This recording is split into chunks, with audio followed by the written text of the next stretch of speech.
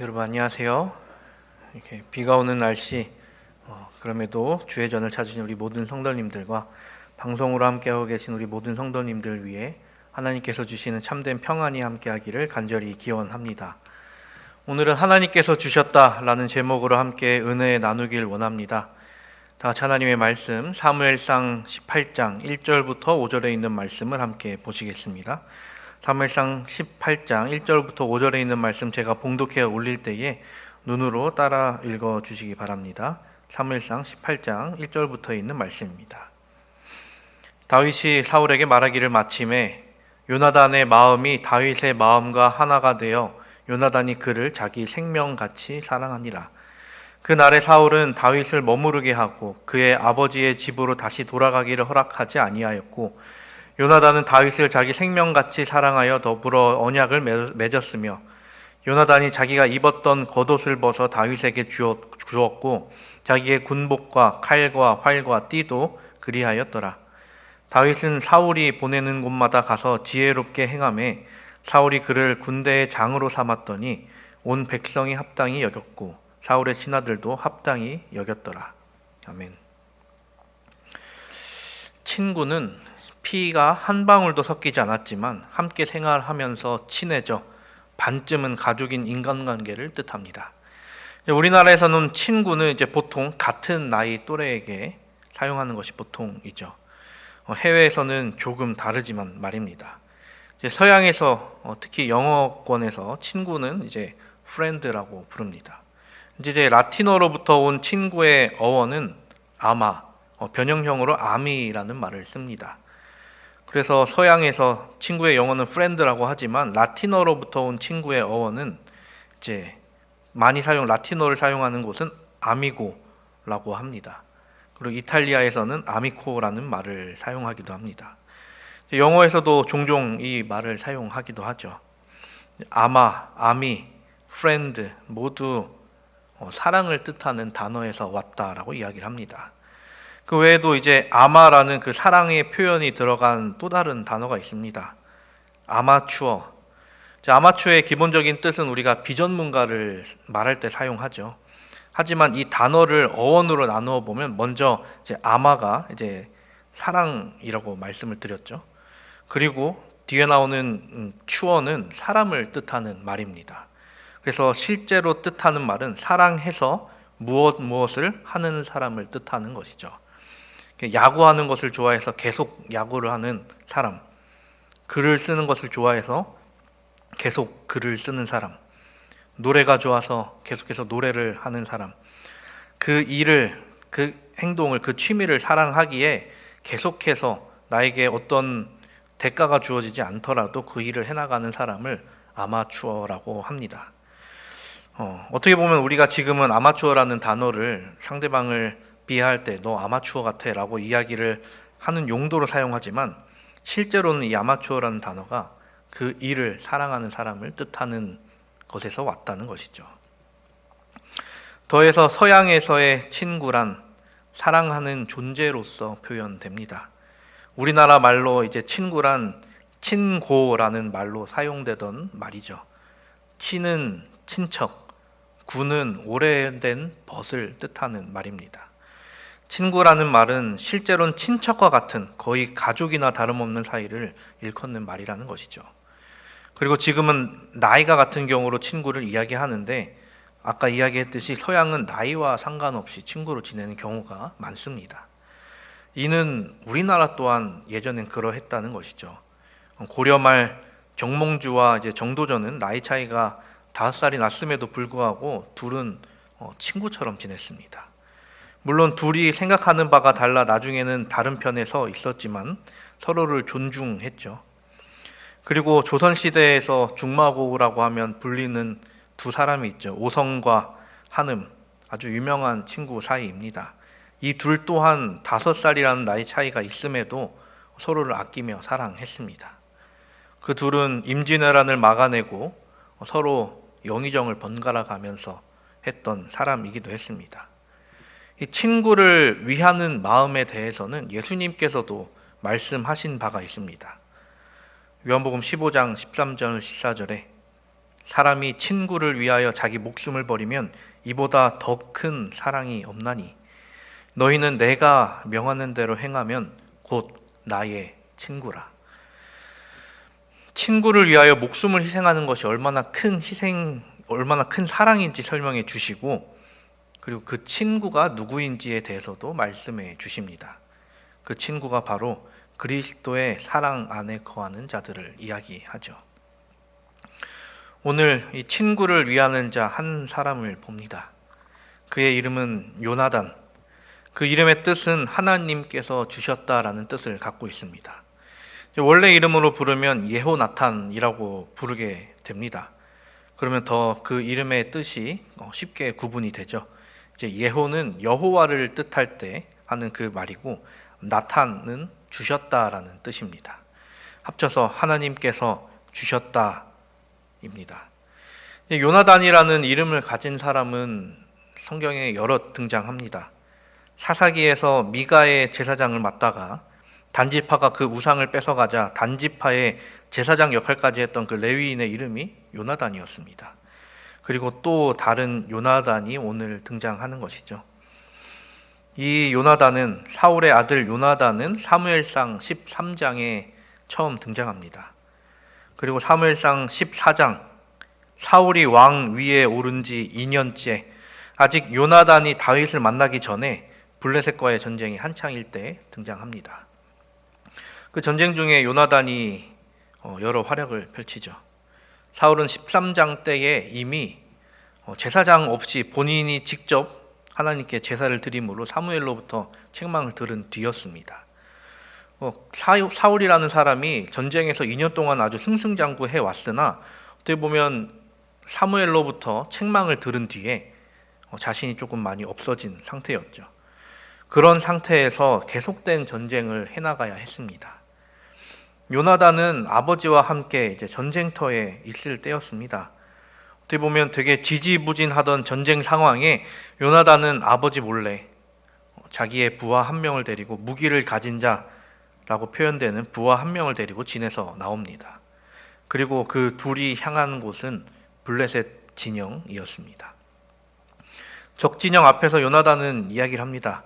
만약 저들에게 우리가 모습을 드러냈을 때 저들이 거기서 꼼짝 마라 라고 한다면 거기서 바로 도망치는 것이고, 그들이 만약 너네 이리 와봐라 라고 한다면 하나님께서 저들을 우리의 손에 붙이셨다는 증거일 것이다 라고 이야기를 합니다. 이때의 일을 우리가 생각해 보면 너무 조금 어이가 없는 일로 보이죠. 그런데 이 일을 일으킨 요나단에 대해 부조와 선지자는 이렇게 이야기합니다.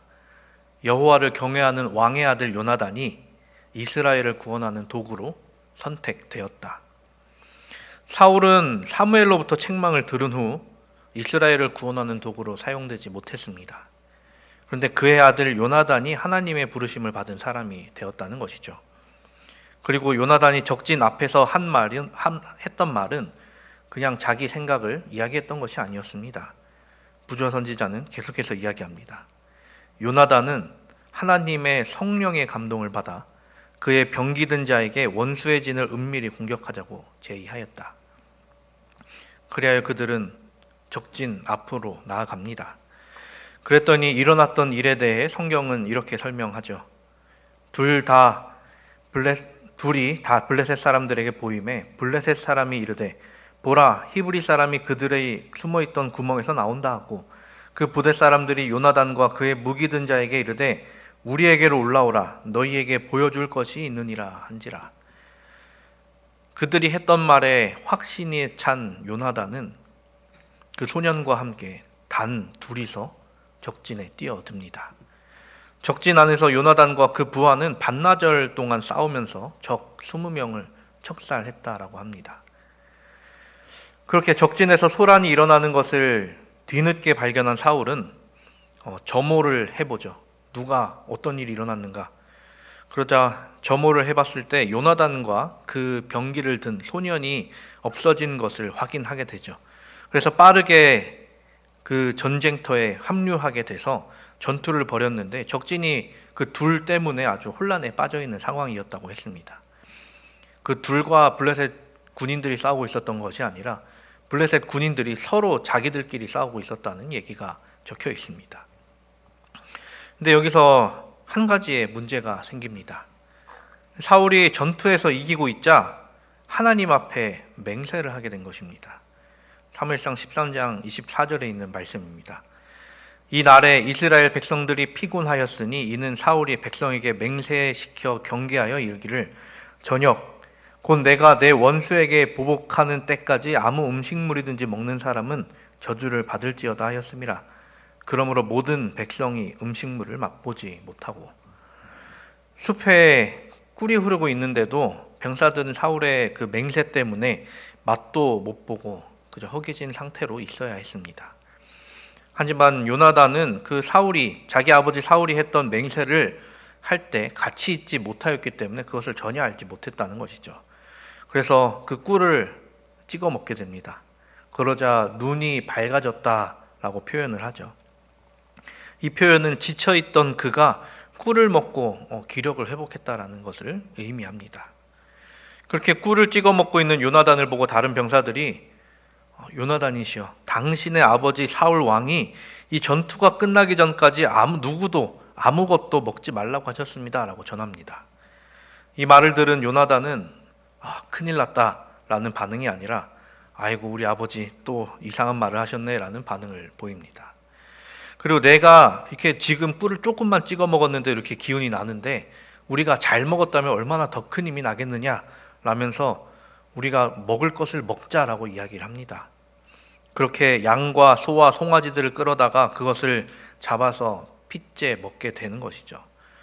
고기를 핏째 먹는 행위는 이스라엘에게 주신 하나님의 율법을 어기는 행위이기도 했습니다. 이 이야기, 꿀을 찍어 먹은 이야기, 그리고 그들이 핏째 고기를 먹은 이야기를 듣자 사울은 큰 돌을 하나 가져다 놓고 앞으로 고기는 여기다가 구워 먹어라. 그리고 핏째 먹는 죄를 범하지 말라라고 이야기를 합니다. 어떻게 보면 이 요나단의 말과 행동으로 인해 금식령이 해제되는 순간이었죠. 그런데 사울은 여기서 끝을 내는 것이 아니라 내 맹세를 어기게 한 사람을 찾아내서 그 죄를 물려야겠다라고 생각을 합니다. 이에 사울은 다시 한번 하나님 앞에 맹세합니다. 이스라엘을 구원하신 여호와께서 살아계심을 두고 맹세하노니 내 아들 요나단에게 있다 할지라도 반드시 죽으리라 하되 모든 백성 중 한 사람도 대답하지 아니하매. 사울은 누가 먼저 이 일을 시작했는지 찾으려고 합니다. 백성들에게 묻죠. 그 군사들에게 묻죠. 누가 이같이 행동하였느냐. 그런데 그 물음에 아무도 대답을 하지 않았다는 것입니다. 누가 이를 벌였는지 아는데도 불구하고 말입니다. 그렇게 아무도 얘기하지 않자 사울은 이제 제비를 뽑아서 범인을 색출하려 하죠. 우리가 잘 알듯이 이스라엘에서 이 제비는 아주 신통방통하게 잘 맞아 떨어집니다. 요나단이 바로 걸리게 되죠. 그 요나단에게 사울은 말합니다. 사울이 이르되 요나단아 내가 반드시 죽으리라. 그렇지 않으면 하나님이 내게 벌을 내리시고 또 내리시기를 원하노라 하니. 이 사울이 했던 일에 대해서 화이 선지자는 이렇게 이야기합니다. 사울은 승리의 명예를 자기에게 돌릴 수 없었다. 그러나 그는 맹세의 신성성을 지키려는 그의 열심으로 존경을 받고자 하였다. 사울은 자기의 아들을 희생시키면서까지 신하들에게 왕의 권위는 유지되어야 한다는 사실을 명심시키고자 하였다. 얼마 전에 사울은 길갈에서 하나님의 명령을 어기고 제사장처럼 제물을 드리는 일을 감행하였다. 사무엘이 책망할 때에 그는 완고하게 자신의 행위를 변명하였다. 그러나 이제 자기의 명령을 불순종했을 때 비록 그 명령이 비합리적이며 또 알지 못하고 범하였음에도 불구하고 아버지인 왕은 그의 아들에게 사형을 선고하였다. 하지만 우리가 잘 알듯이 요나단은 백성들의 중재로 인해 목숨을 부지하게 됩니다. 이 일에 대해서도 부조화 선지자에서는 요나단의 구원은 왕의 조급함에 대한 신랄한 책망이었다라고 이야기를 합니다. 이 전쟁의 총사령관은 사울이었고 이 전쟁에서 큰 승리를 거두었지만 이 전쟁에 가장 큰 공을 거두었던 사람, 그리고 사람들로부터 많은 주목을 받았던 사람은 사울 본인이 아니라 자기 아들 요나단이었습니다. 아주 많은 증인이 있던 전쟁이었습니다. 이스라엘 백성들이 하나님께서 요나단과 함께 하신다는 것을 직접 목격하고 체험했던 전쟁이었습니다.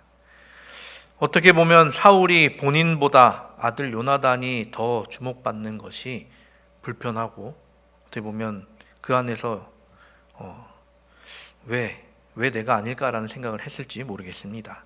그래서 아들이 죽는 것을 괜찮다고 생각했을지도 모르겠습니다. 이랬던 그가 다윗과 친구가 되는 계기가 생기게 되죠.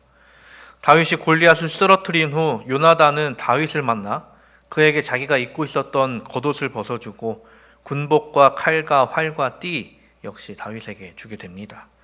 그렇게 두 사람의 우정이 이어지게 됩니다. 이 요나단이라는 사람에 대해 성경은 그렇게 많은 것을 기록하고 있지는 않습니다.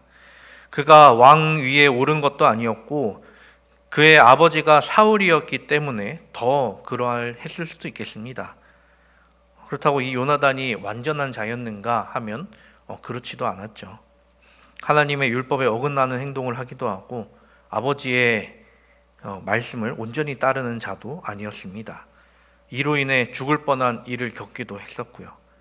아버지의 서원으로 자식이 죽는 일은 이때만이 아니라 이전에도 있었죠. 입다가 전쟁에서 승리해서 돌아올 때에 가장 먼저 나에게 오는 자에게 그 자는 하나님께 바치겠다라고 본인의 무남동녀 외동딸을 바치는 일이 있었습니다. 이 일은 하나님께서 기뻐하실 만한 일은 절대 아니었습니다. 우선 하나님께서는 인신공양을 매우 싫어하시고 또 부모가 자식을 또 자식이 부모를 죽이는 행위 역시 하나님께서는 경멸하시기 때문입니다. 그래서 입다의 서원이 얼마나 잘못된 일이었는지는 우리는 잘 알고 있죠.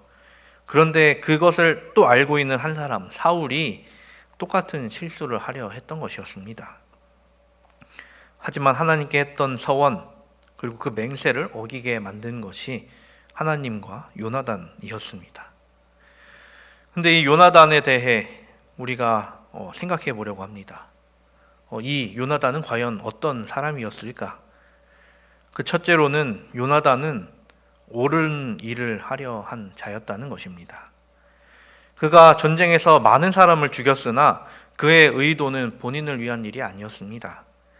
사울은 전쟁에서 승리해 갈 때마다 본인이 높아지고 있었으나 요나단은 하나님과 하나님의 나라와 하나님의 백성을 위한 전쟁을 했다는 것입니다. 그렇게 아주 위험한 행동이라 할지라도 하나님께서 본인과 함께 하신다면 분명히 이기리라는 확신과 믿음을 가지고 단 둘이서 그 적진에 뛰어들었던 것이죠.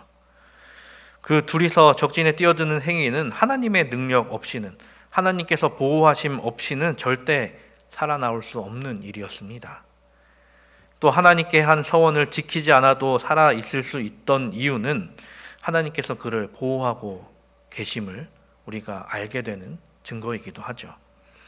그뿐 아니라 본인의 아버지가 잘못된 서원으로 백성들을 괴롭게 하고 있을 때 이를 알리고 바로잡으려고 했던 것이 요나단이었습니다.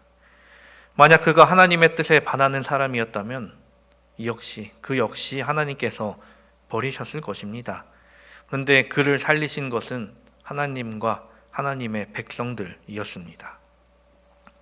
또 그가 다윗을 위해 한 행동들 역시 그는 하나님의 뜻을 아는 사람이었다는 것을 나타내 보입니다. 사울이 다윗을 죽이려고 한 식사 자리에 그는 다윗을 보호하기 위해 여러 가지 행동을 하게 되죠. 이에 화가 났던 사울이 요나단은 역시 죽이려고 했던 일도 있었습니다. 그리고 다윗을 숨겼다가 내보내는 일 때도 여러 가지 수를 동원해 그를 보호하게 됩니다. 아버지의 행동이 잘못된 것임을 알았던 그는 자신이 생각하는, 어떻게 보면 하나님께서 알려주신 대로 본인이 옳다고 하는 일을 해 나갔습니다.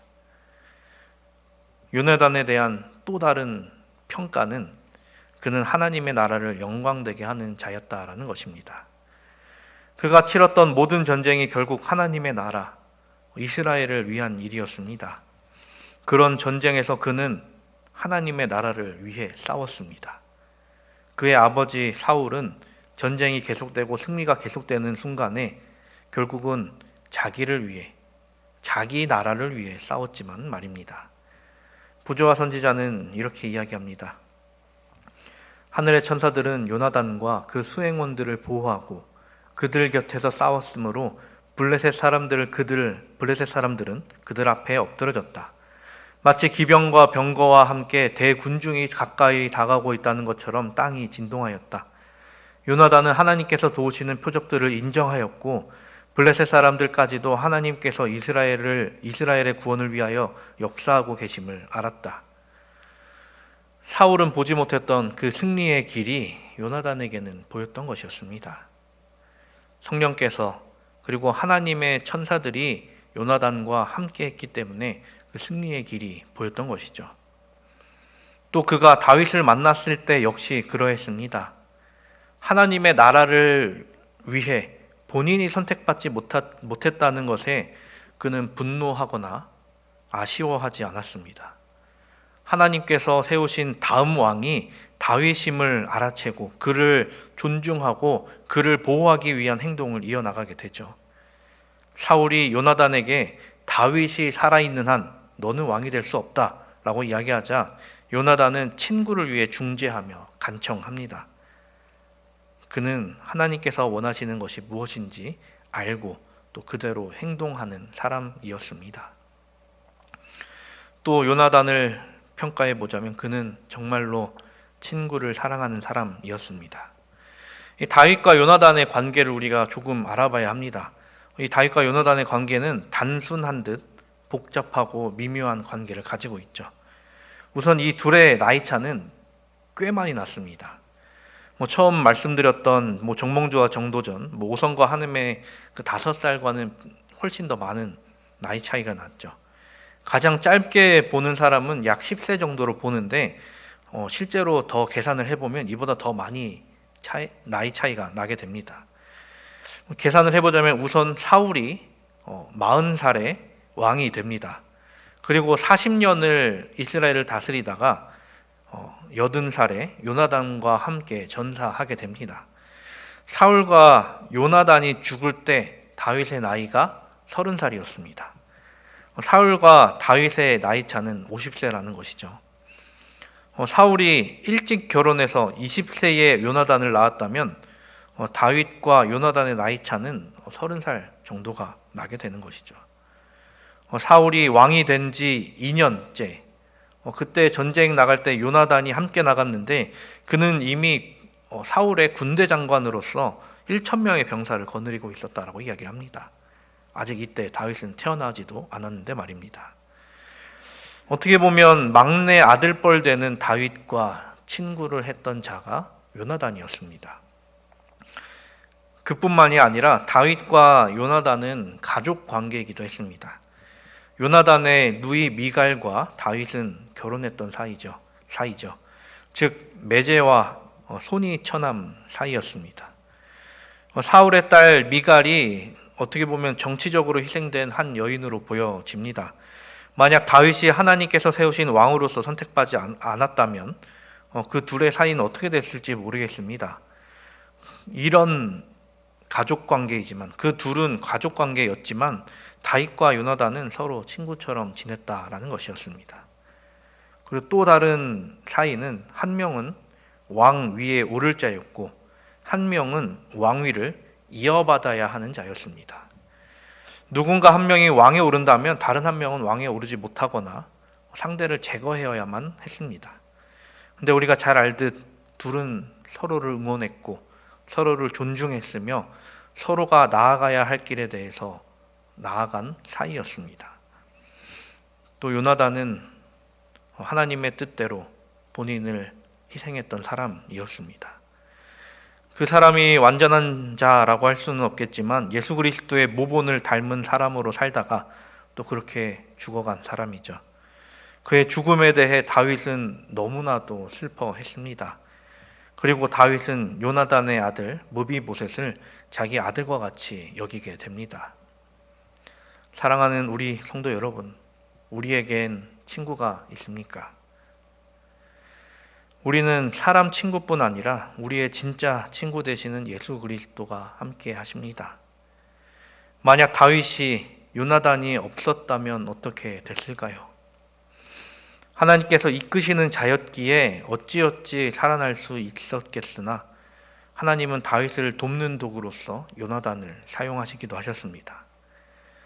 요나단은 하나님의 나라를 위한 도구로서 사용됨으로 하나님의 나라를 영광되게 하는 사람이 됩니다. 우리도 이처럼 하나님의 나라를 위해 나아가는 우리 모두가 되기를 간절히 바랍니다. 그뿐만이 아니라 옳지 않은 일을 옳은 일로 바꾸어 세상의 다른 이들을 또 옳은 길로 인도하는 인도자가 되기를 간절히 바랍니다. 또 우리를 친구로 여겨 자기의 목숨을 버리시고 우리의 목숨을 살리신 예수 그리스도를 기억하여 우리의 삶, 우리가 나아가는 그 삶을 귀히 여기고 다른 이들의 삶 또한 귀히 여기는 삶을 살게 되는 우리가 되기를 간절히 바랍니다. 친구 되신 예수 그리스도를 생각하며 또 친구 되는 우리 성도들을 또 생각하며 그 안에서 하나님께서 우리에게 베풀어 주시는 그 사랑을 느끼며 살아가는 우리 모두가 되기를 간절히 바랍니다. 하나님의 인도하심으로 나아가 하나님의 일꾼으로서 하나님께서 사용하시는 큰 종으로서 이 세상에서 선한 일을 하게 되는 우리 모두가 되기를 바라며 말씀을 드리도록 하겠습니다.